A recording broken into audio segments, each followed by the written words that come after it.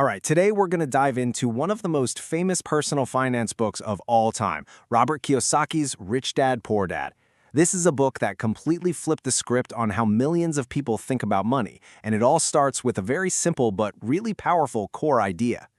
Right at the very heart of the book, you have this clash of two completely different worldviews. Kiyosaki had two father figures. His poor dad always said, the love of money is the root of all evil. But his rich dad, he had a totally different take. The lack of money is the root of all evil. This one single contrast sets the stage for everything that follows. So you can see how these two opposing views led to two totally different mindsets. The poor dad mindset is the one most of us are taught. You work hard for your money. But the rich dad mindset taught him the rules to a whole different game, how to make your money work hard for you. And those mindsets, well, they lead you down two very different roads in life. The poor dad's path, this is probably going to sound super familiar. It's all about going to school, getting good grades, and finding a safe, secure job with good benefits. But the rich dad's path, it's about something else entirely. It's about financial education, learning how money actually works, and then building systems so that money is working for you, not the other way around.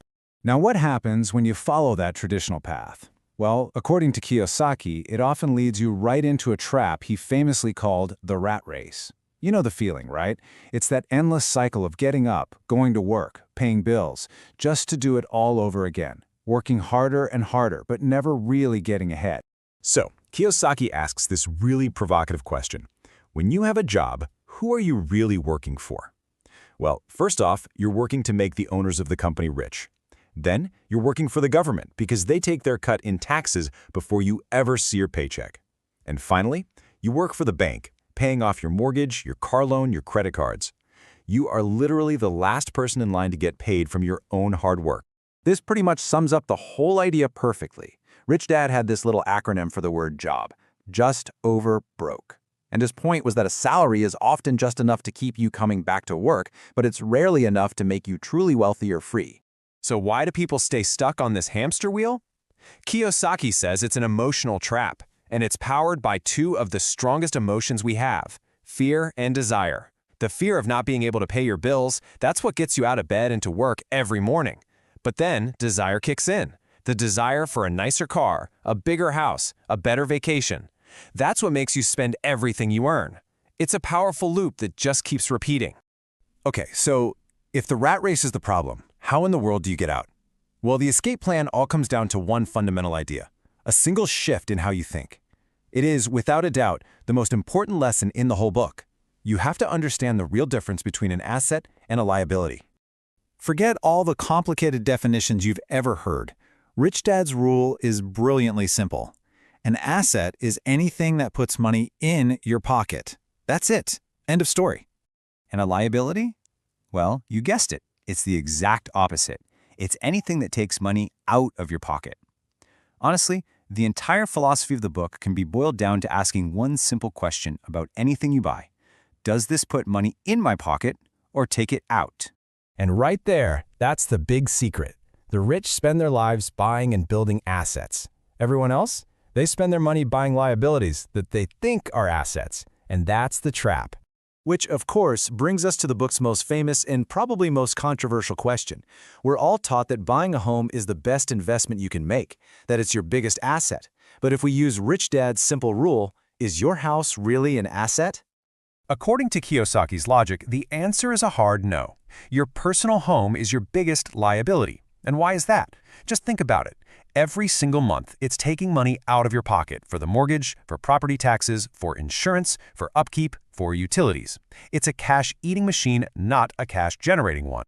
So if your job is working for someone else's business and your house isn't a business, then what should you focus on?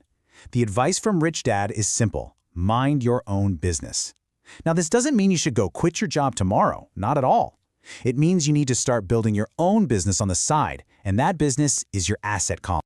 This is the map he provides to show you the way, the cash flow quadrant. See, on the left side, you've got employees and self-employed folks. They basically trade their time for money. If they don't work, they don't get paid. But on the right side, you've got business owners and investors. They own systems and assets that make money for them. The whole game is about moving from the left side of this quadrant to the right. So, what's the actual game plan? Well, it's surprisingly simple. First, you keep your day job. You gotta pay the bills, right? But second, and this is the key part, you use your free time and whatever extra money you have to buy or build assets. You create a second stream of income that can one day, hopefully, set you free. So what counts as a real asset? Well, we're talking about things like businesses that can run without you being there 24/7, or stocks that pay you dividends, or rental properties that actually have positive cash flow every month. Simply put, we're talking about things that put money in your pocket whether you get out of bed in the morning or not. And when you start putting all these pieces together, you realize something. The ultimate goal here isn't just about getting rich and buying a bunch of fancy stuff. It's about achieving something much, much bigger than that. It's about freedom. This leads to a whole new way of defining wealth. It's not about the number in your bank account. Real wealth is measured in time. Just ask yourself this one simple question. If I stopped working today, how long could I survive? That number, whether it's days, months, or years, that is your true wealth. And that is the finish line. That's the goal. You are efficiently financially free the very moment that the passive income from your assets is greater than your monthly expenses. At that point, your assets are paying for your lifestyle. You don't need a job to survive anymore. You can still work, sure, but you work because you want to, not because you have to. And that, right there, is true freedom. So in the end, the most powerful message in this book might just be this. Every single dollar that comes into your life is a choice. It's a vote for the future you want to create. You can spend it on a liability, which keeps you running in the rat race, or you can use it to buy an asset, which builds your path to freedom. Every day, with every dollar, you're choosing. So the only question left is, what future will you choose?